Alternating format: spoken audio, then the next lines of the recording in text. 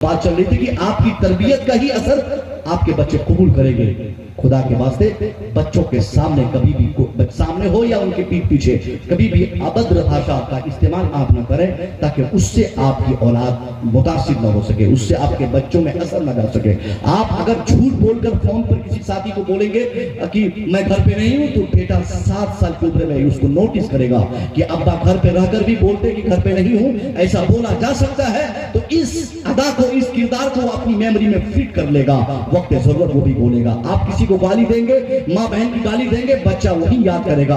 फिर जब आप बूढ़े होंगे, वही बेटा उन्हीं चीजों को वो डिलीवर करते कभी नहीं चुकेगा, फौरन उसको रिप्लाई करेगा, क्योंकि बचपने में आपसे बच्चे ने सीख लिया है। बचपन में ही उसको ये सारी चीजें मालूम हो गई है कि माँ की गाली दी जा सकती है, बहन को बुरा भला कहा जा सकता है, किसी को झूठ बोलकर ठगा जा सकता है, किसी को बदनाम किया जा सकता है, किसी को पीटा जा सकता है। इसलिए अल्लाह के वास्ते आप अपने माशरे के बच्चों को बर्बाद होने से बचाएं। जब तक आप इन नौजवानों को, चूंकि यहाँ अक्सर बच्चे बैठे हुए हैं और नौजवान या उनके गार्जियन बैठे हैं या उनके बच्चे बैठे हैं, इसलिए आप और आपके बच्चे दोनों आप अपने समाज की इस्लाह का, समाज की बेहतरी का सबसे बड़ा रिस्पॉन्सिबल हो। वरना आने वाले जमाने में, आने वाले वक्त में आप देखिएगा ना, अभी सिर्फ फिलिस्तीन में आंधी आई है, एक दिन आएगा हमारा समाज नहीं बचेगा, एक वक्त आएगा हमको गिन गिन के मारा जाएगा। आज पूरी दुनिया में क्या कमी हमारे पास है? 57 ममालिक हमारे पास है ना, 47 कंट्रीज हमारी है, 47, एक तो नहीं, अमली एतबार से पूरी दुनिया में सबसे ज्यादा तादाद अगर किसी मजहब के मानने वालों की है तो वो मजहब इस्लाम है, वो मुसलमान है, मुस्लिम कौम है, जिसकी तादाद पूरी दुनिया में मजहबी एतबार से, अमली एतबार से, इबादत के एतबार से, अपने खुदा को मानने किरदार के एतबार से, मानने के एतबार से पूरी दुनिया की सबसे बड़ी कम्युनिटी कौम मुस्लिम है। मगर उसके बावजूद हमें रौंदा जाता है, अफ्रीका से अमेरिका तक, हिंदुस्तान से जापान तक, पूरी दुनिया में एक बालिश जमीन हमारी अपनी खाली जमीन नहीं है। वरना 57 ममालिक को जिसकी तादाद हो, पूरी दुनिया में 180 करोड़ से ज्यादा के मुसलमान, पूरी दुनिया में जिस एक बिरादरी के लोग रहते हो, उनको लोग मारे, उन पे लोग बमों की बारिशें करें, उनको लोग बुरा कहे, ऐसा कैसे हो सकता है? ये सिर्फ कैरेक्टरलेस होने की बुनियाद पर है, ये सिर्फ बेईमान होने की बुनियाद पर है, ये सिर्फ ईमान से हाथ धोने की बुनियाद पर है, ये सिर्फ मुस्तफा के पैगामात को घरों से निकालने की बुनियाद पर है, ये सिर्फ नहुसत फैलाने की बुनियाद पर है, ये सिर्फ बदतमीजी करने की बुनियाद पर है, ये सिर्फ बहन बेटियों को बेपर्दा करने की बुनियाद पर ये सारी खराबियां आ गई है। ये हमारी बेटियां जो मार्केट में नजर आती है, जिनसे पहनकर, कौन जिनसे दिया लाकर उस बेटी को, कौन उस बेटी को टी शर्ट खरीद के लाके दिया है? या तो उसका भाई दिया होगा या तो उसका बाप दिया होगा।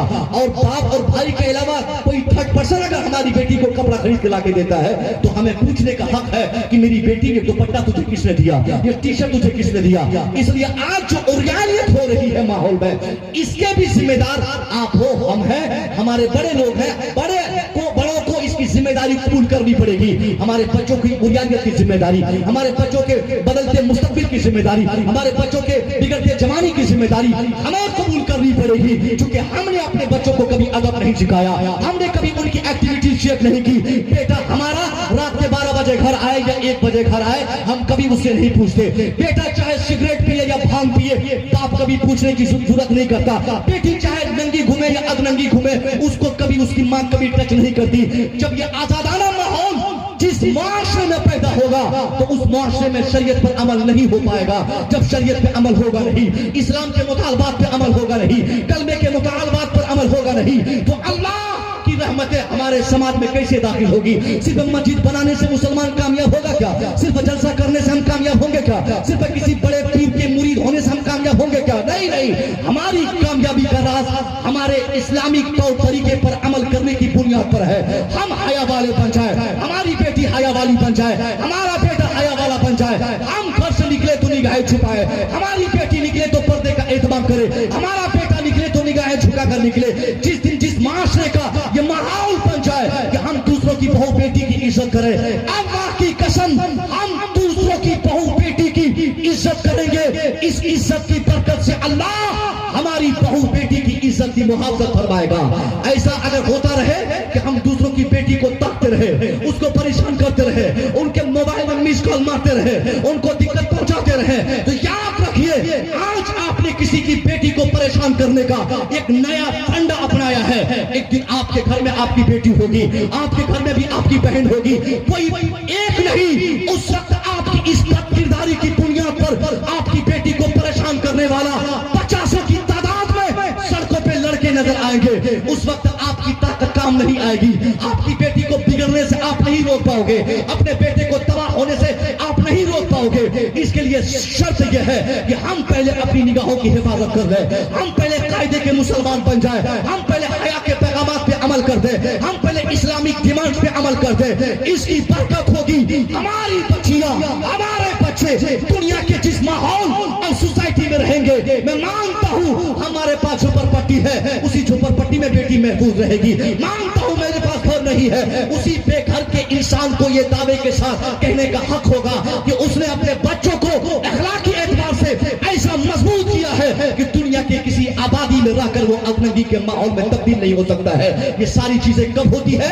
पहले माँ बिगड़ती है, पहले बाप बिगड़ता है। मैं पहले कहा करता था एक बुजुर्ग के ताल्लुक से कि उसके पास एक जवान बेटी 18 साल की बेटी है और बाप 80 साल का। बाप के पास कमाने का जुगाड़ वही, 80 साल की उम्र में साहब कौन कमा पाता है? 60 साल के बाद कमाने की, खटने की तकरीबन कुव्वत इंसान की खत्म होने लगती है। अब आदमी बेड रेस्टेड हो जाता है, वो आदमी को उनका बिस्तर नजर आता है। मगर 80 साल का बूढ़ा बाप उसके सामने जवान बेटी जाकर रोकर कहती है, अब्बा कहीं से जाइए कमा के कुछ लाइए। 3 दिन हो गए रोटी नहीं पकी कायदे से, महल्ले के लोगों से रोटी मांग मांग कर खा खा कर मैं भी मांग के थक गई, वो लोग भी देते थक गए। अब्बा रोटी का इंतजाम कैसे होगा?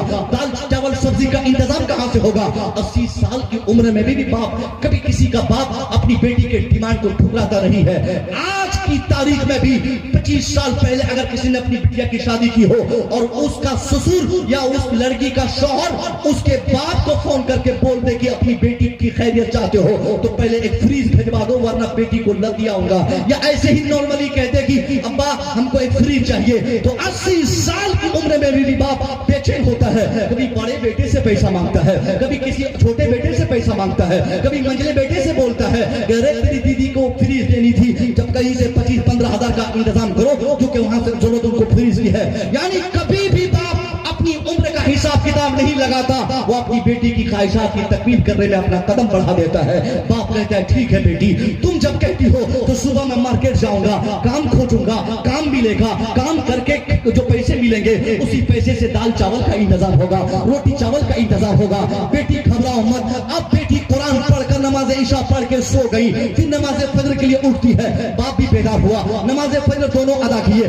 बेटी अपने बाप को वादे के मुताबिक झोली पकड़ाकर सुबह सवेरे नमाज फजर के बाद बोलती है अब्बा जाइए काम तलाश करके आइए। बाप झोला लिया, मार्केट चला गया। शाम तक 80 साल की उम्र में एक बूढ़ा घूमता रहा, चारों तरफ चक्करे काटता रहा। शाम हो गई, बूढ़े को काम न मिल सका।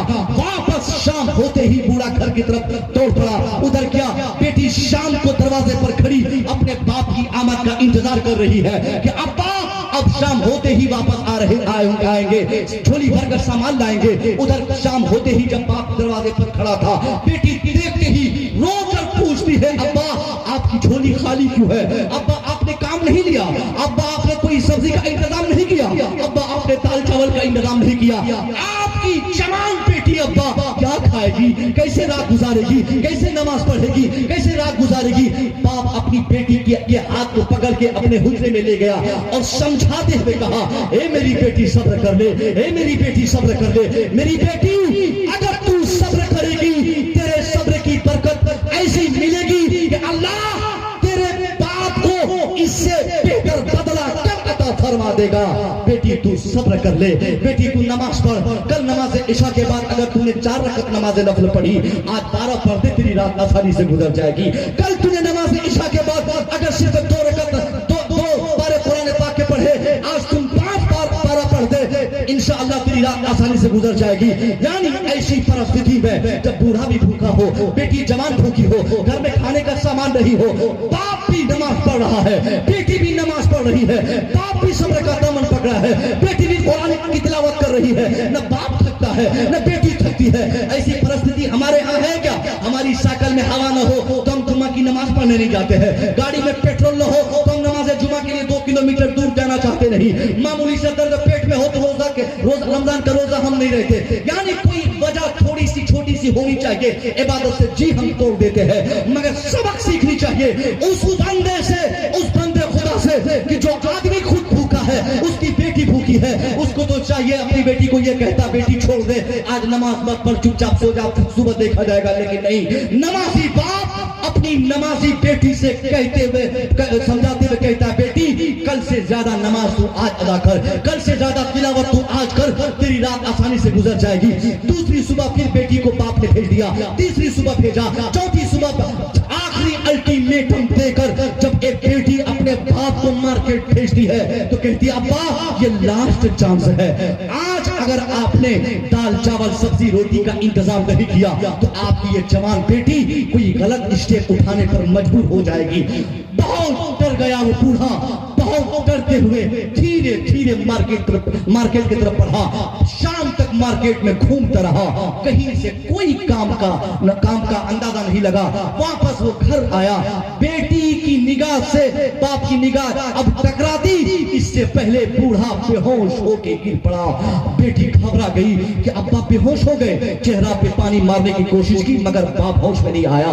जवान बेटी अपने बाप को दोनों बाजुओं के मुश्तरका कुव्वत से घसीटते हुए वो अपने बाप को अपने कमरे में ले गई, सुला दी और बेटी रात भर सोचती रही कि अब्बा भूख की बुनियाद पर बेहोश हो गए, बुढ़ापे की बुनियाद पर बेहोश हो गए, मार्केट पैदल जाने की वजह से बेहोश हो गए, पैदल वापस आने की वजह से बेहोश हो गए। अब एक बेटी अपने बाप को मरने से बचाने के लिए रास्ता तलाश करती है कि कहां से दाल का इंतजाम हो, कहां से सब्जी का इंतजाम हो, ताकि दाल चावल सब्जी रोटी दो चार मिल जाए, मैं अपने अब्बा को खिलाकर मरने से बचा लूंगी। रात भर एक जवान बेटी के दिमाग में यही सारी चीजें घूमती रही। रात के आखिरी पहर उस जवान बेटी के दिमाग पर एक फैसला आया, शैतानी फैसला। नवासी की बेटी के दिमाग में शैतानी वसवसा आया। रात के अंधेरे में नकाबपोश भाग गई, छलांग लगाई, दीवार तड़प के भाग गई मार्केट। इरादा ये की कि मैं मार्केट जाऊंगी, सदर दरवाजे पर खड़ी हो जाऊंगी, निकाब के पट्टे को खोल दूंगी, चेहरा जाहिर करूंगी, हजारों लोगों की गुजरगाह पे खड़ी रहूंगी, हजारों लोग आएंगे जाएंगे, कोई तो उन हजारों में मेरे चेहरे को देखकर मेरे करीब आएंगे, जिसे मैं अपने जिस्म के बदले में दो चार पैसा मांगूंगी, उसी पैसे से रोटियां खरीद कर अपने मरने के करीब बाप को खिलाकर मरने से बचा लूंगी। जवान बेटी अपने जिस्म के सौदे के इरादे से अपने बाप को बचाने के लिए मार्केट के दहलीज पर खड़ी है। इधर सुबह की अजान जैसे हुई, जब बाप देखता क्या है बेटी घर में है नहीं, पूरा घर इन्वेस्टिगेशन किया, कहीं बेटी का सुराग न लगा, पड़ोस में तलाश किया, जब कहीं बेटी ना मिली वापस वो बूढ़ा अपने उसी कमरे में दाखिल हुआ जहां से अक्सर वो अल्लाह को याद किया करता था, जहां से नमाज पढ़ा करता था, जहां से कुरान की तिलावत किया करता था। उसी कमरे में दाखिल होकर पेशानी को सजदे में रखकर अल्लाह से मुतालबा करता है। कौन? आबिद शबे जिंदादार बूढ़ा, एक साइमुत्तहर बूढ़ा, एक ऐसा बूढ़ा जिसने कभी होश में अपनी नमाज नहीं छोड़ी। वो अल्लाह से मुतालबा करता है, ए मेरे परवरदिगार, मैंने अपनी जिंदगी में अगर 1000 रकत नमाज पढ़ी है, उस 1000 रकत नमाज में जो भी सजदे तूने कबूल किए हैं अल्लाह, उसी सजदे का वास्ता है मेरी जवान बेटी की इज्जत की मुहाफजत कर ले। मेरी बेटी भाग गई है अल्लाह, तूने आज तक मुझे दौलतें नहीं दी, मैं सब्र करता रहा, मगर इस गुर्बत की हालत में भी इस गरीब इंसान को मेरे मौला तूने 18 साल की खूबसूरत बेटी की दौलत से सरफराज फरमाया। लेकिन अल्लाह वही बेटी न जाने आज कहां भाग गई है। जहां भी गई हो ये बूढ़े की दुआ है अल्लाह इसकी बेटी की इज्जत को बचा ले।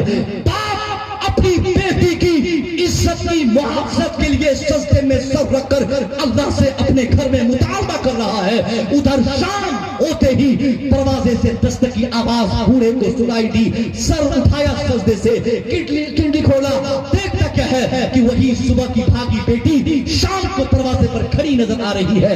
बूढ़ा देखकर खुश हो गया, कभी खुशी से रो रो कर कभी पेशानी चूम रहा है, कभी रुखसार का बोधा लेता है और कहता है बेटी जल्दी बता कहां भागी थी, बेटी जल्दी बता कहां भागी थी, बेटी जल्दी बता क्यों भागी थी।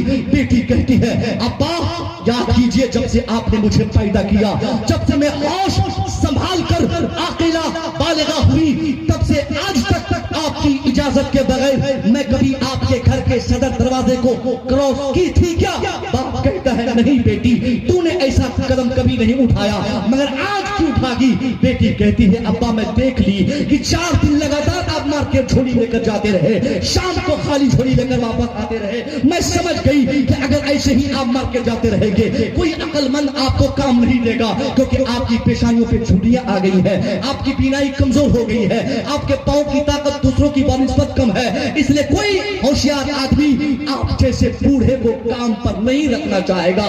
मैं समझ गई अब्बा कि अब अगर मैं ऐसे ही आपको परेशान करती रही तो आप मार्केट जाने आने के चक्कर में आपकी रूह निकल जाएगी। अब्बा मैं मार्केट गई थी रोटी के इंतजाम के लिए, इरादा मेरा ये था कि मार्केट जाऊंगी, सदा दरवाजे पर खड़ी रहूंगी, नकाब के पट्टे को खोलूंगी, दूसरों के गुजरगाह पे बैठी रहूंगी, खड़ी रहूंगी, उनमें से कोई आकर मेरे चेहरे की मुनासबत से मुझे 2-4 पैसे देंगे, उसी पैसे से अब्बा रोटी खरीद कर आपके लिए खाने का इंतजाम करूंगी। एक गैरतमंद बाप के कानों ने जब सुना है कि उसकी जवान बेटी इज्जत को बेचने के लिए मार्केट गई, बाप तड़प उठा, रो कर कहने लगा बेटी जल्दी बता, बेटी जल्दी बता, कितने लफड़ों ने तेरे साथ लफड़ा मोल लिया, कितने लोगों ने तेरे बदन को टच किया, किन किन लोगों ने तुझे इस्तेमाल किया। बेटी चश्मे में आकर कसम खाकर अपने बाप को मुखातब करके कहती है अब्बा अल्लाह की कसम मैंने गलत इरादे से आपके घर के सदर दरवाजे को लांघकर मार्केट के सदर दरवाजे पर मैं खड़ी जरूर थी, मगर अब्बा शाम तक मैं यूं ही उसी मार्केट के दरवाजे के पास खड़ी रह गई, शाम तक मैं नाकाम वापस घर लौटी। अब्बा कोई मुझे क्या इस्तेमाल करता, कोई मुझे क्या इस्तेमाल करता, कोई मुझे क्या यूज करता। अब्बा हजारों लोगों को मैंने आते देखा, जाते देखा, मगर उनमें से किसी ने मेरी तरफ कभी देखा तक नहीं।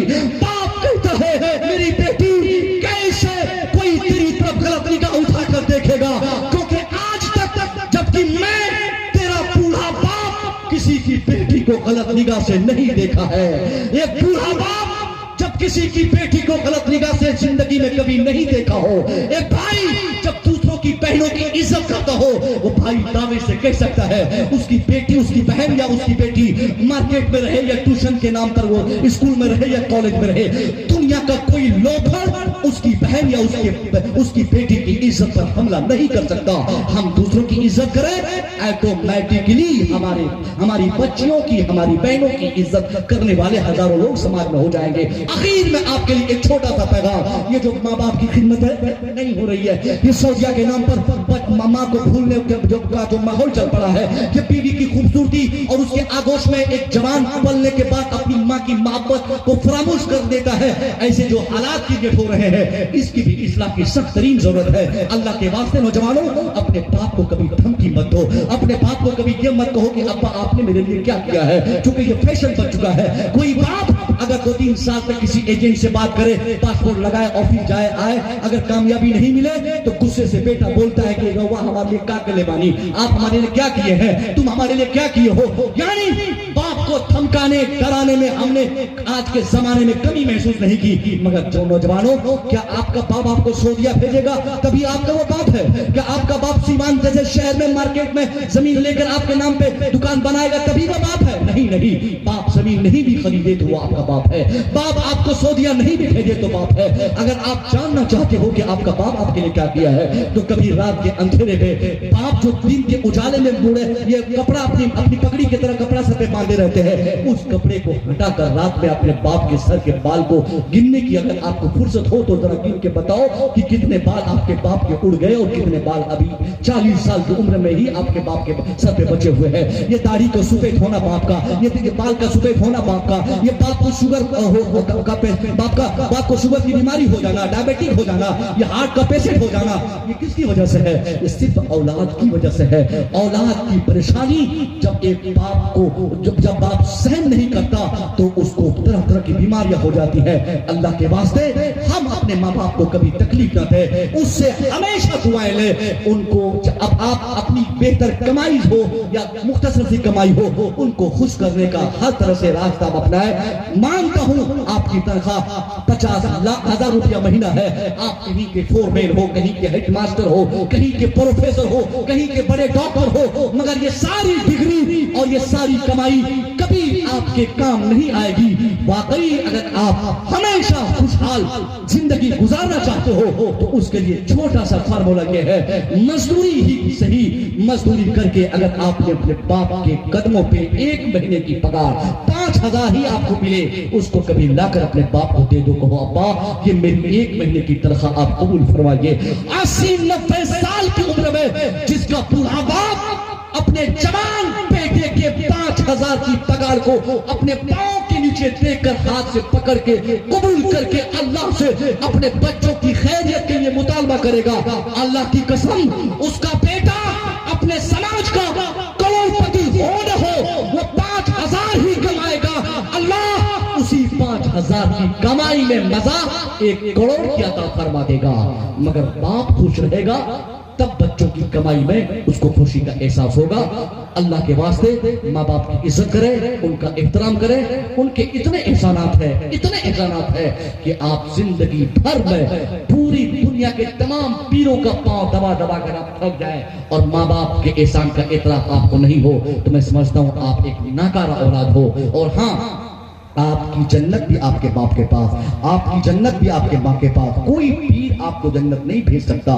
सारे पीर सपोर्टिंग करके एक दूसरे का साथ देकर जमात बनाकर एक दूसरे के सहयोग में और क्या बोलते हैं गठबंधन कर ले पूरी दुनिया के तमाम पीर, सबके गठबंधन के बाद भी अगर आपको वो सब मिलकर जन्नती बनाना चाहे, खुदा की कसम कोई पीर में अल्लाह ने वो कुव्वत नहीं दी है कि उसकी मेहनत से अल्लाह अपनी जन्नत अता फरमाएगा। हाँ, अगर घर में आपका बूढ़ा बाप मौजूद है, बेशक वो नमाज नहीं पढ़ता है तो क्या हुआ, बेशक वो दाढ़ी नहीं रखा है तो क्या हुआ, जबकि उसको रखना चाहिए, जैसा कि मैंने पहले कहा उसको दाढ़ी रखनी चाहिए। मगर अगर बाप कोई गुनाह कबीरा का इर्तिकाब करने में कभी चूक नहीं करता हो, फिर भी बहैसियत बाप उनका एहतराम लाजिम है, उनकी इज्जत जरूरी है।